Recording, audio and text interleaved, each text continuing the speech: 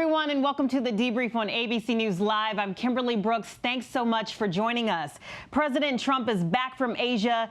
Definitely a trip for the record books. And where's Brooklyn at? There's huge moves in the NBA free agency, and ESPN is breaking it all down for us today. But first, we're going to begin in Hong Kong. There are massive protests.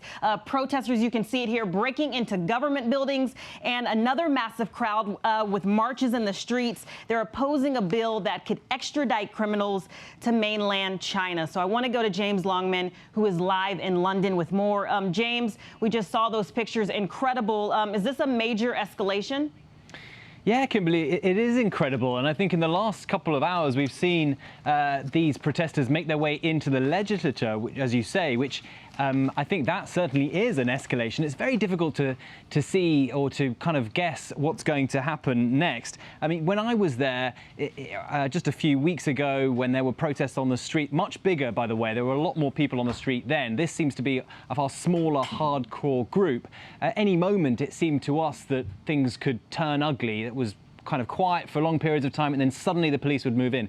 Here, you've got to think that this is, remember, this is Hong Kong, yes, but it is China. These are protesters inside the legislative chamber of a part of the Chinese territory. It is extraordinary, and you've got to think that the police will move in at some stage, but last time they were heavily criticized for using rubber bullets, for using tear gas. Some of the protesters we saw were as young as sort of 13, 14, and it looks to us here, watching on the monitors here in London, that many of them are, again, very young. So what do the police do? And I think we're watching now a standoff.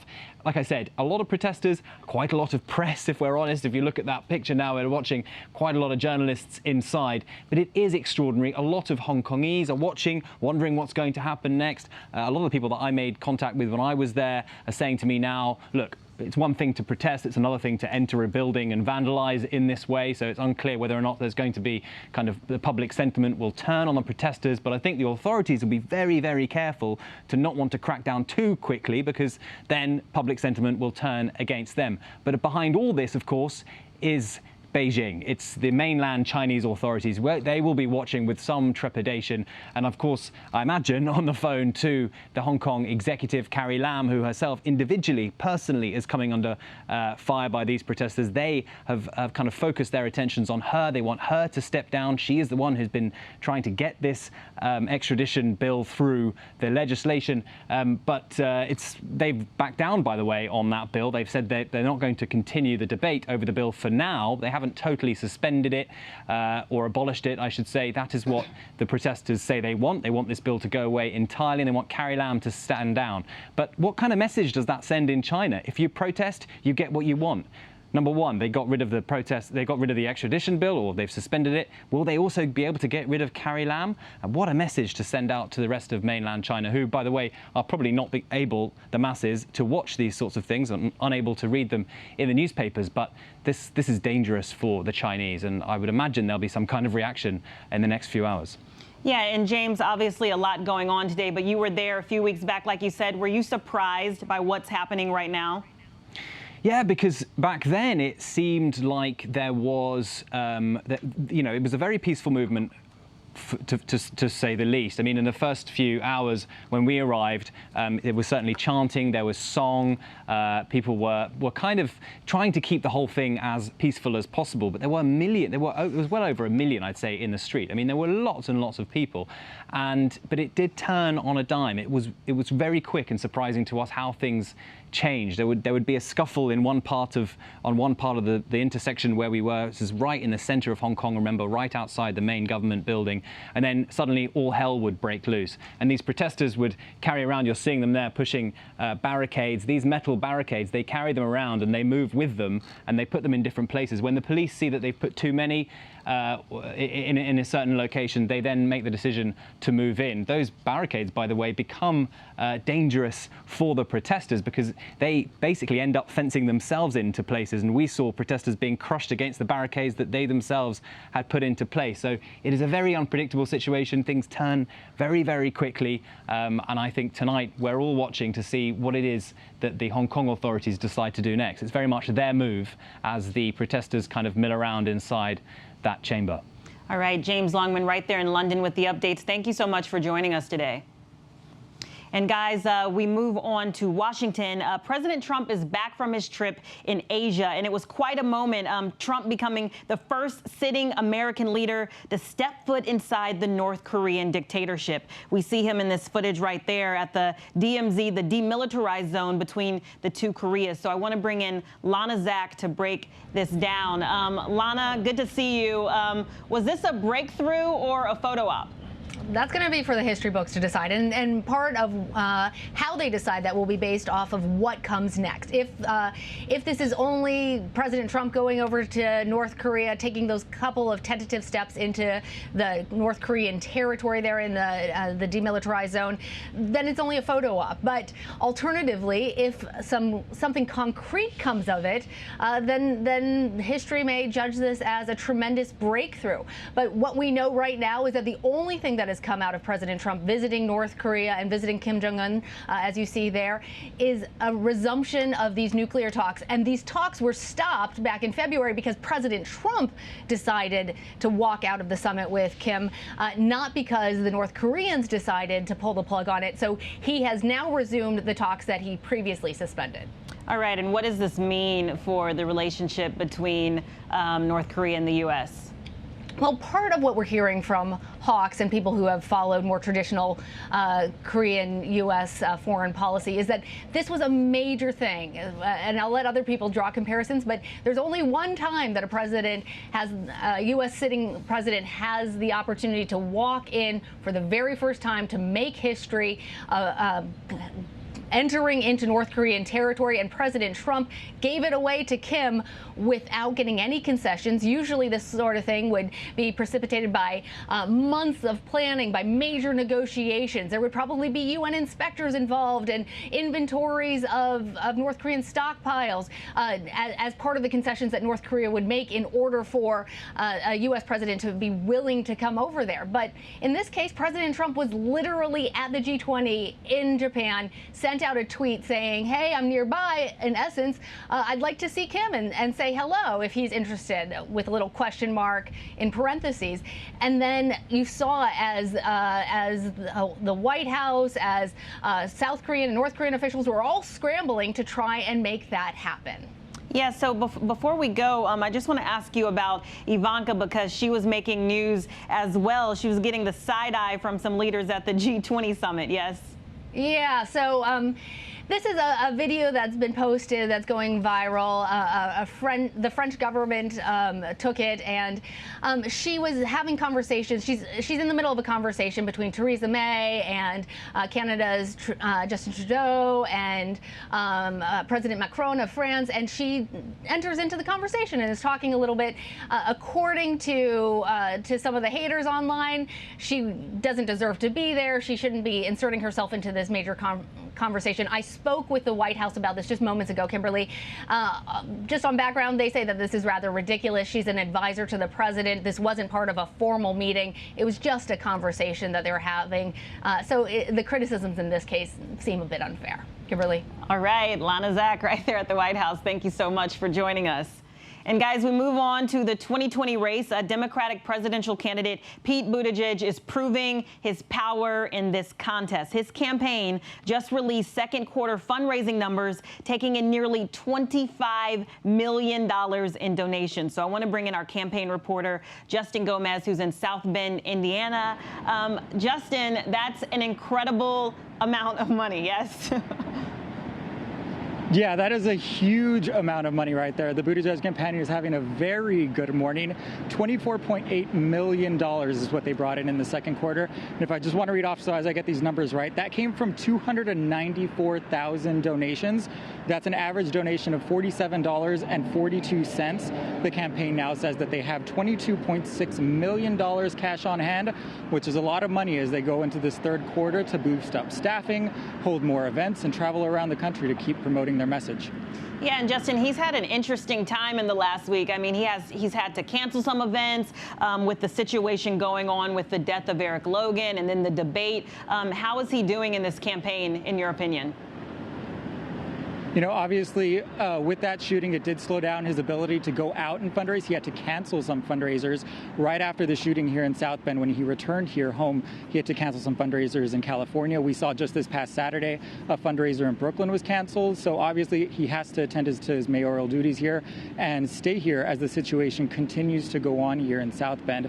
And he tries to resolve and build that trust between the police department and the black community. So we'll see how it ends up going into this third quarter in the coming months. But I spoke to his campaign this morning, who's still very excited about these numbers and telling me to expect more staffing in early states like Nevada and South Carolina as they go forward.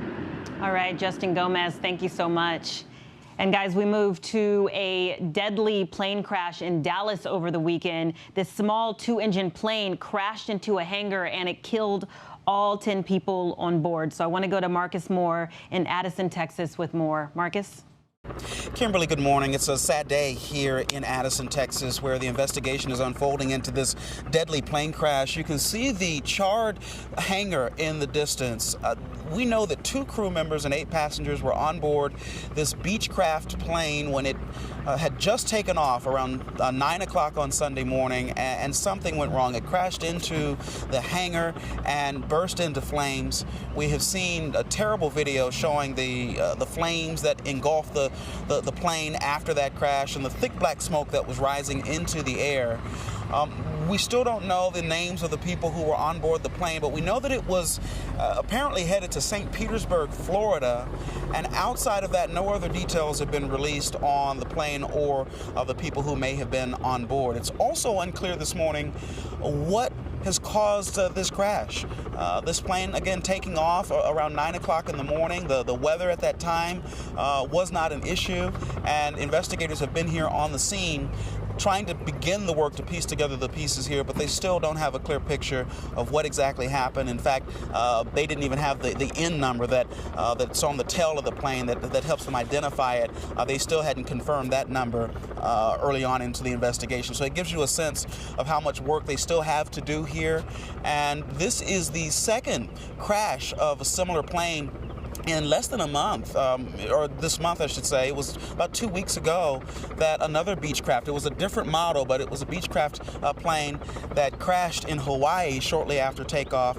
11 people were on board that plane and died. The NTSB has investigators here beginning that work to try to figure out what went wrong, and according to their accident database, this is the deadliest plane crash here in Texas in some 30 years. Kimberly? Yeah, pretty devastating. Thank you, Marcus, for the updates. And guys, we move on to some sports news. There's free agency madness in the NBA. Big money and big moves impacting the entire league. And the headline, Kevin Durant and Kyrie Irving are both headed to Brooklyn to join the Nets. So that's great news for the Nets fans. Not so great for New York's other team, the Knicks. So I want to check in on one of our huge Knicks fan and a friend of our show, Stephen A. Smith. He's having a rough morning. Needed a few minutes to gather my composure. Somehow, some way, I'm just trying to hold it together, you know? Lifelong Knicks fan. Years of mediocrity. I thought this was gonna be it at least weeks ago. And then, you know, when I was doing First Take and we were in Oakland and I got word about Kyrie in Brooklyn, realizing that meant KD in Brooklyn, realizing that the New York Knicks were going to go without anything. $70 million in cap space. Porzingis gone. Porzingis can't be gone. And we don't get KD and we don't get Durant and Kyrie rather. No way. This can't happen. This can't happen. But it happened. It happened, and I'm happy, Stephen, that you're processing your feelings because that's the first step. We want you to be okay. So for more, I want to bring in Tim Bontemps. He's an NBA writer at ESPN. Tim, break this down for us. How big is this for Brooklyn and the league? It's a really big deal for the league, Kimberly. When you look at Kevin Durant and Kyrie Irving, two of the biggest stars in the league, going to the Brooklyn Nets, a team that really has always been kind of the redheaded stepchild in this city. You know, the Knicks, despite the fact they haven't been a successful team, have always been the huge brand here, the team that everybody expected to get the star players. For the Nets, a team in Brooklyn, a team with a brand new arena, with a cool young team that made the playoffs last year, to add two stars like Kevin Durant and Kyrie Irving, even though Kyrie had his issues in Boston last year and Kevin is coming off a torn Achilles suffered in the NBA Finals. It's still a huge moment for both the Nets and the league, and really sets a new power system here in New York where the Nets have to be looked at as the team to beat going forward. Yeah, and where does this leave the Knicks? Because obviously this is a huge disappointment, as you say. Well, the thing is, for the Knicks overall, the last 24 hours really haven't been that bad for them strictly from a basketball standpoint. Yes, they didn't get Kevin Durant and Kyrie Irving, but they did go out and pivot in free agency and sign several players to 2-year contracts, guys that can give them depth, can give them shooting, and can kind of start to build an actual roster around some of the young players they have, including R.J. Barrett, who they drafted 3rd overall in the draft last month. Ironically, the Knicks need to take the same path that the Nets did over the past few years. 3 years ago, the Nets had no draft picks, they had no young players, they had no hope for the future. And they slowly and methodically built their team up to a point where star players like Kyrie Irving and Kevin Durant wanted to come here. And now the Knicks obviously have to start over and do the same thing if they want to have this similar kind of success a couple years down the road. Okay, and let's talk about Kawhi Leonard really quick. Is he headed to L.A.? Well, that's the biggest question left in free agency. So many guys have already signed. Kawhi Leonard is the one star still left out there. It's really come down to 3 teams: the Toronto Raptors, who we won a title with last month, the Los Angeles Lakers, and the Los Angeles Clippers. At this point, no one's really sure what he's going to do. No one's really sure when he's going to make his decision. But that decision, and obviously with LeBron James and Anthony Davis already with the Lakers, if he decides to go there, that would clearly be the title favorite in the NBA next season. All right, Tim Bontemps with ESPN. Thanks for joining us with the details. We appreciate it. And guys, we're sticking with sports. I hope you've been watching the Women's World Cup. Things are heating up. The U.S. women's team is killing it out there, and the name rolling off of everyone's lips is Megan Rapinoe. So take a look at her on GMA Today with our Robin Roberts. Megan, one of the reasons why you are so adored is that you do not hold back. You let your emotions, you let people know exactly. I know, really, it's hard to believe, Kelly, that she's like that. You let yourself be known. Who, me? I know. And I know that, yes, there were some tweets and some back and forth about a potential White House visit. How have you been able, and the team, to just focus on the goal at hand, and that is to win another World Cup? I mean, to be honest, I think to be on this team is to understand how to deal with and withstand distraction and pressure of sort of any magnitude, whether it's large or small. So we're pretty well versed in learning to deal with the problem head on, or deal with an issue head on, talk about it, and then within the group, we have a great ability to just stay together and kind of block out those distractions when the time comes. So in the same sense, we're in our little bubble here and have a monumental task at hand. So it's hard, to be honest, not to be focused on it. All right, so they're amazing. I want to bring in Adrienne Bankert, who is there in Lyon, France, with more. Adrienne? Hi, hello, Kimberly from beautiful Lyon, France. We wanted to give you a little bit of an idea of exactly where we are. Of course, we are in the city chosen to be the home of the semifinals and the World Cup finals. And we're right here along the beautiful Rhone River. You can actually see the flags blowing in the breeze behind us here. France, also the regional flag for Lyon, as well as the European Union flag, and a beautiful backdrop for what is an exciting time for Team USA. We were so happy to see Megan Rapinoe and Kelly O'Hara join us on Good Morning America with Robin Roberts, just discussing what they expect, how excited they are, and of course, all those celebratory poses that Megan has become known for, strutting on the field, really, after making her goals with her arms wide open, saying, hello, we've arrived, in a way. That performance, of course, something that's become a meme. Another person's performance that has been talked about is England's Ellen White, called the Lioness, fitting because of the mascot, but also she really roars on the field. She's also known, just like Megan, for her speed and her scoring. And we know this, that a lot of people are calling her, Megan Rapinoe's, toughest contender. Again, Megan has actually said this. She has admitted that right after winning against the French, that England is a team of quote-unquote big girls, and that they have some seriously good players for England. And so They celebrated, they were excited. Obviously, that game was really, really fun to watch, and I'm sure for Team USA, fun to play. But their celebration short-lived because quickly they had to travel here to Lyon from Paris. It's about a 2-hour train ride, and get busy training, refreshing themselves, refueling so that they could face England on Tuesday. That's going to be at 9 p.m. local time. That means at 6 p.m. on the East Coast, 3 p.m. in the afternoon. And Kelly O'Hara herself, along with Ali Long, actually pinned a handwritten note asking bosses to give people time off so they could watch the game and watch Women's World Cup. So we'll see what the bosses say. I know what our bosses would say. Kimberly, I'll toss it back to you. From Lyon, great to be with you. Yes, and good to have you. And yes, we will be watching. Lots of girl power there. All right, so do these things go together? Big Ben, the Tower of London, and Major League Baseball?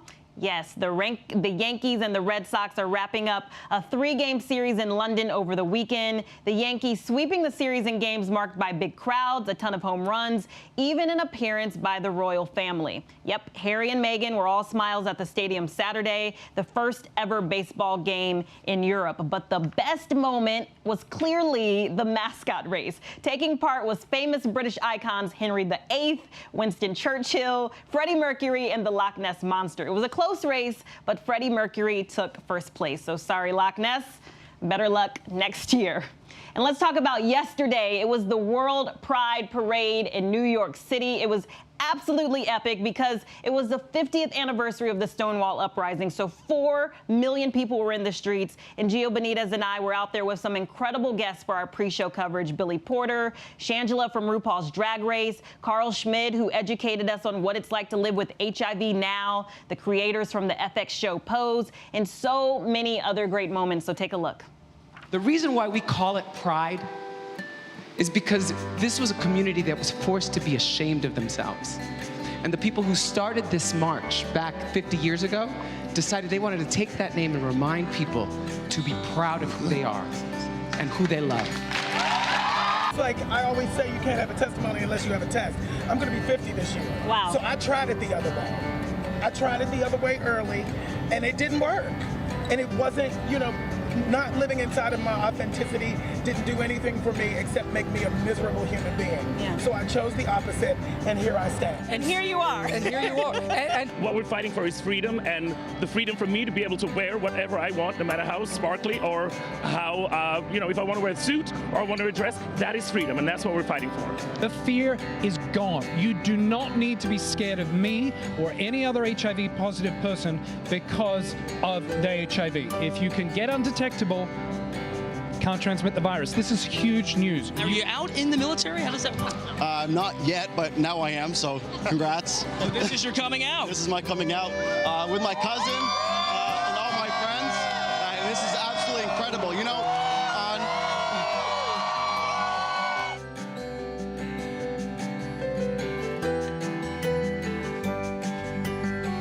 So much good energy because that's what love is, my friends. And I'm holding a little friend here. You can get this online if you really want him. He's so cute. So guys, continue to take care of yourselves. And if you're around, you can stick around for the briefing room at 3:30 p.m. And then you can check out World News Prime at 8 p.m. And if you want to stay updated on all of these headlines, you can go to abcnews.com or download the app. I'm Kimberly Brooks, and I'll see you tomorrow. ABC News, straightforward. In times like these, the news-making events